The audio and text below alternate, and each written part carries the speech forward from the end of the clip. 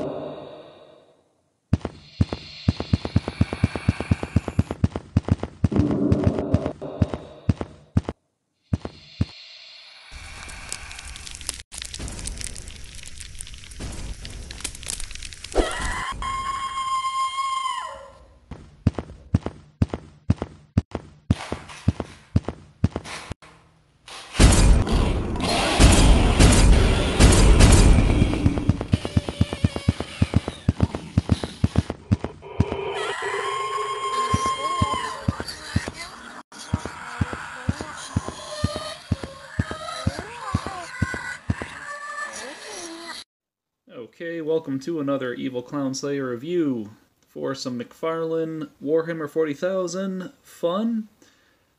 I apologize for the change of scenery. My normal spot is tied up from all the stop motion I've been doing.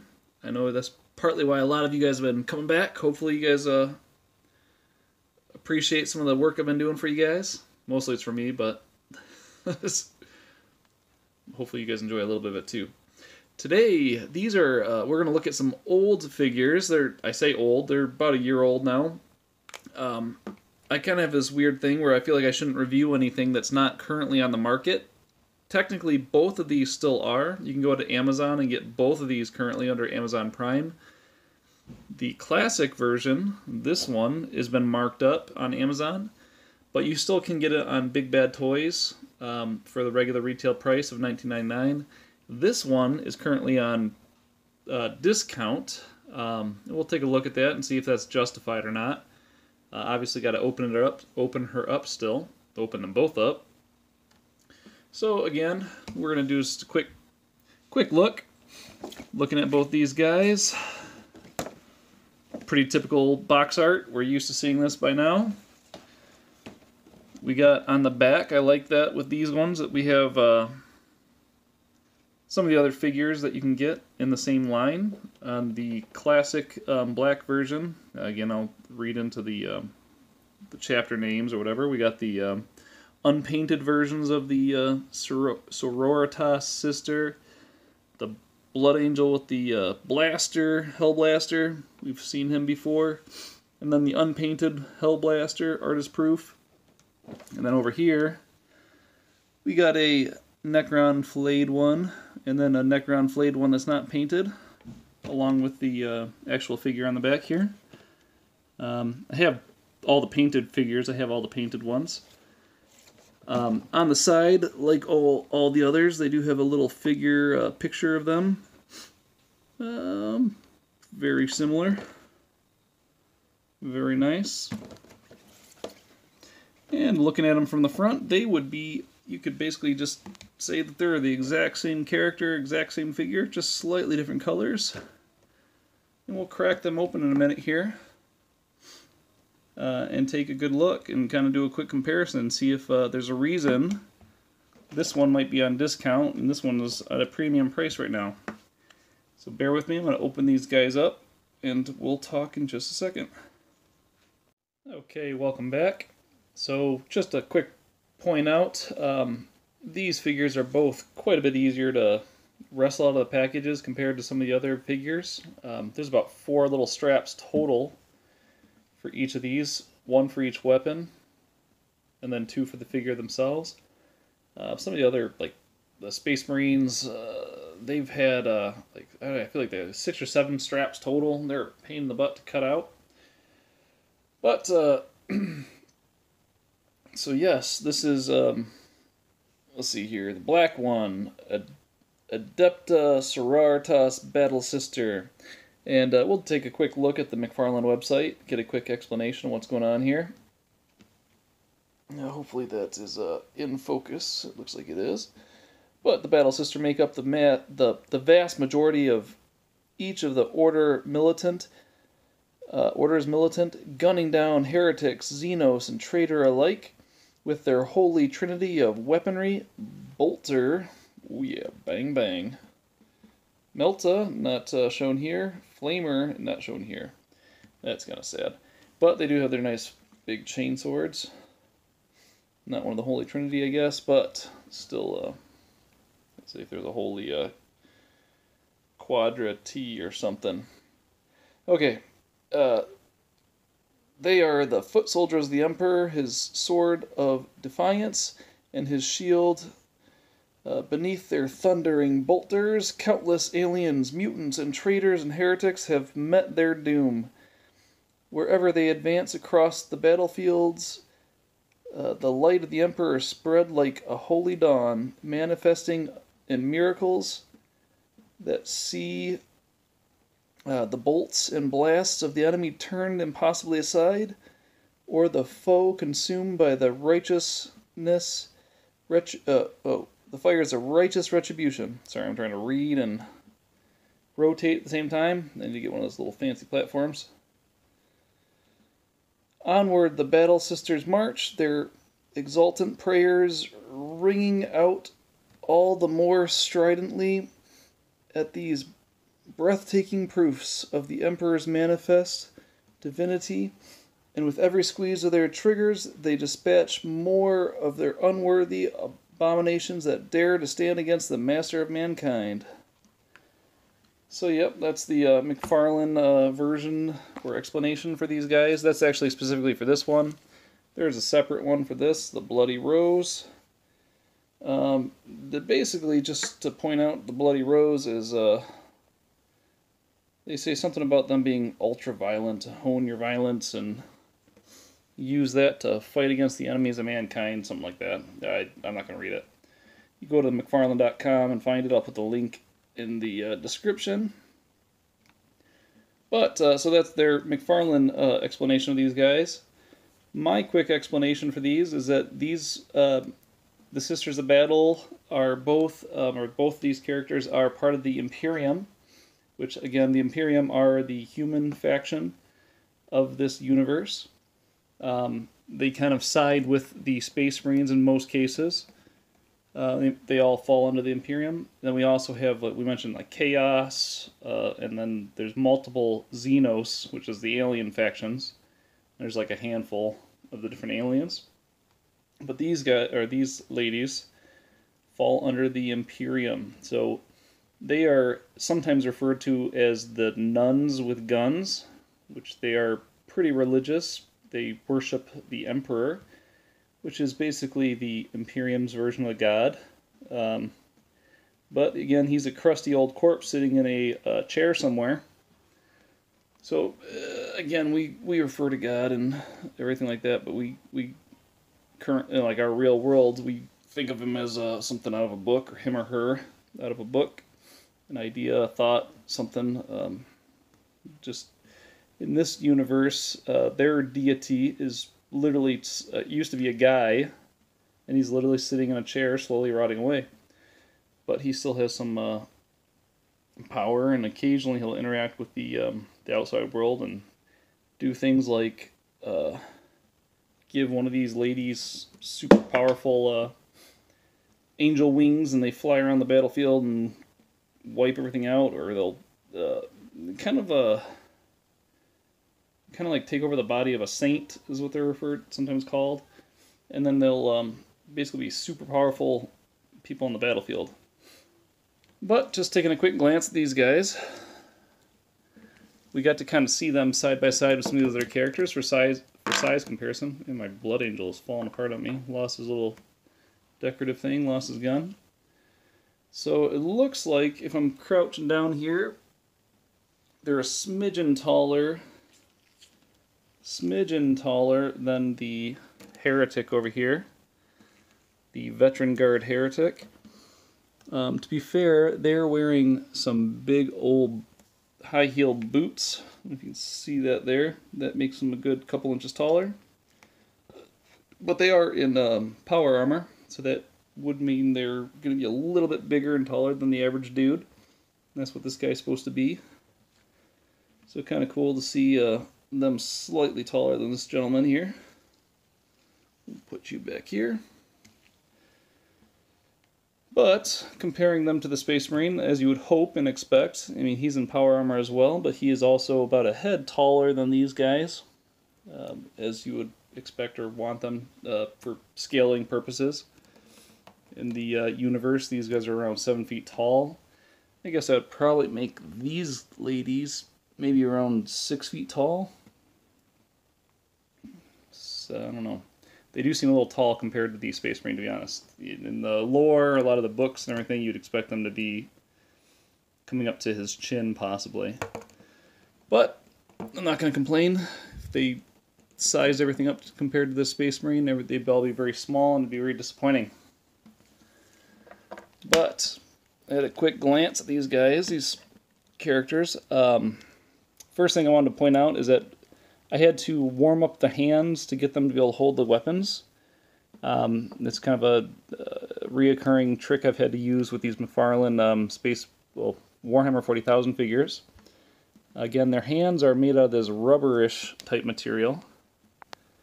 And if you try to cram a gun into their hand while it's cold and not warmed up, you run the risk of breaking fingers off. So what I have this little Instant Hot. My wife loves it for her tea. And it's just instant boiling water. I'll just run that stream for a second and run their hand through it. Literally just run it through. And it loosens up their hands enough to where I can put a weapon in there. And then it cools down a little bit and they're able to grip their weapons without much issues. So, these particular characters are very detailed. I am really pretty impressed. I love the fact, we got the little rivets and everything in their shin guards, just starting at the feet. Their feet have quite a bit of detail here. We got a little toe that can be bent. Not sure how useful that'd be as far as posing, but I guess if you're making them walk or step, it's kind of nice to have that option. But to be fair, you can't really see it, but it just doesn't... It's kind of goofy, that's all. It's not the best. I wish that would be a little higher up almost, where you could, if you're having her stand at a goofy angle, it just doesn't look normal. It looks like your foot is broken in half. You angle this too much. But we got some nice little details here on the knee pads here. We got this rubber material for her, I don't know what you call this little cape thing. Little crotch protector, whatever. Looks pretty cool though. Similar to our Chaos Marine from the other one, or from the one of the previous reviews.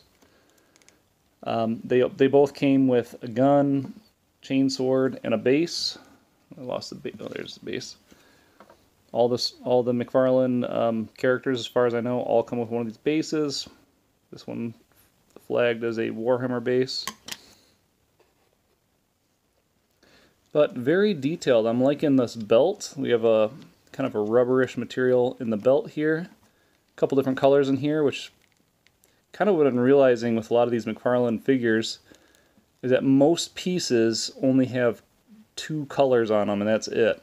So like the fact that this belt has got, I'm thinking this is part of the belt, so we got the red, the gold, the black, and the brown all in one piece. Pretty good. It's a nice little detailed. It's probably the more challenging pieces for this particular character for the McFarlane to make. We got the chest piece here with the studded stomach piece. Got some good articulation here. She's got a lot of flexibility here. double jointed knees. You can bend her legs all the way back.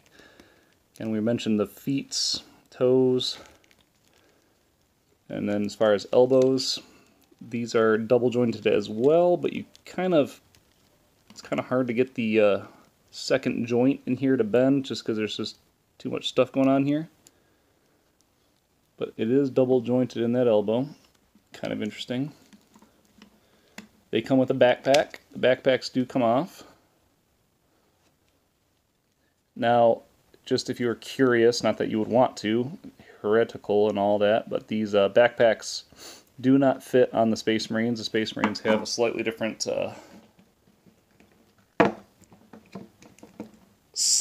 peg back here. This one's really severe. So, like this one does not fit, clunk clunk, twice the size. The Chaos Marine has a smaller little slot back there, but still would not fit. I double checked.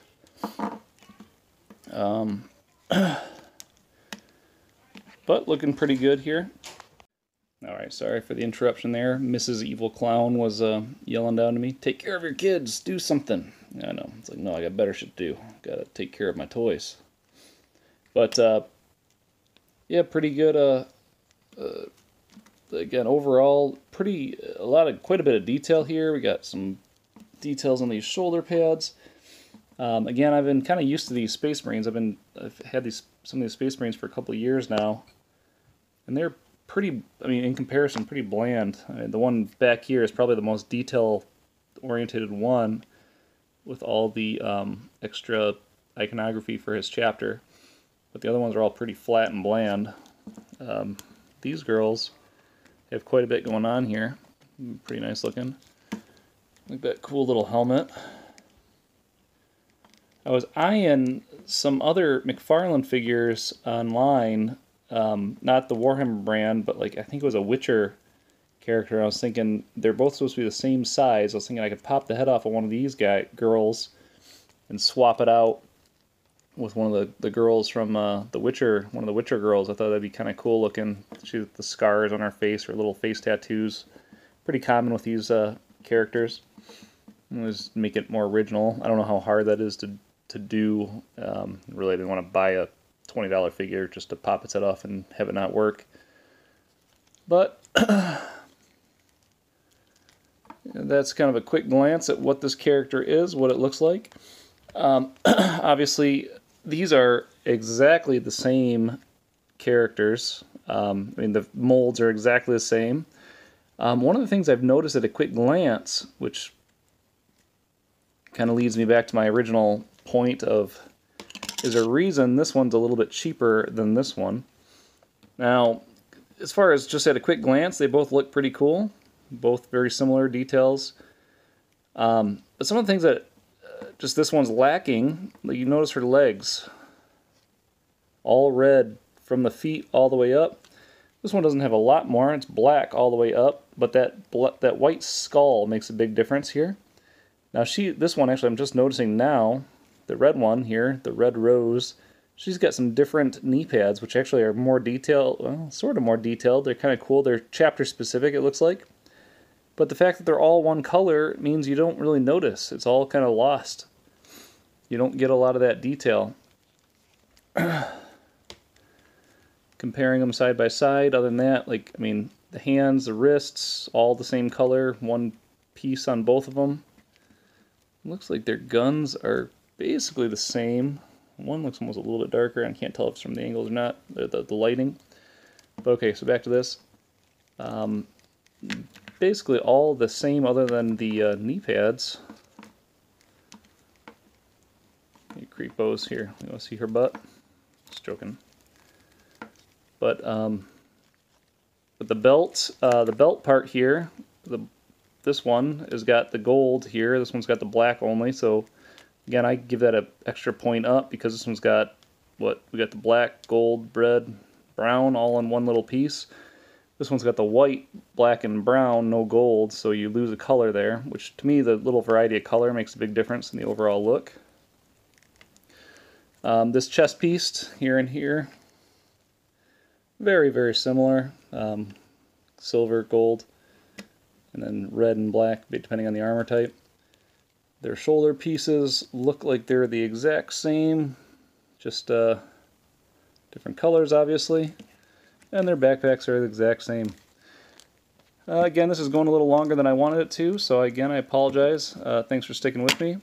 I will include, and probably have already included, some a little bit of stop motion, but you should see hopefully both of these figures in my next stop motion, or tied in with this video. I just want to say thank you guys for sticking with me. We're at around like 11 or 12 subscribers, going for 13, maybe 14. Spread the love, maybe suggest my channel to a friend. I will try, I promise I'm going to try to get something out every week.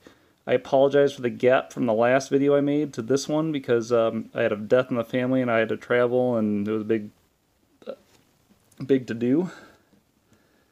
So this time, again, I'm going forward, I should be releasing some kind of interesting content, but once a week. So now I'm confident enough to say, consider subscribing and watch for my videos. And I know a lot of what makes me fun is I try to put a little stop motion in each of these. So we'll see. Stay in touch. Let me know how I can do better. Give me some comments. Send me some love with the likes. And I will talk to you guys again soon. Evil Clown Slayer out.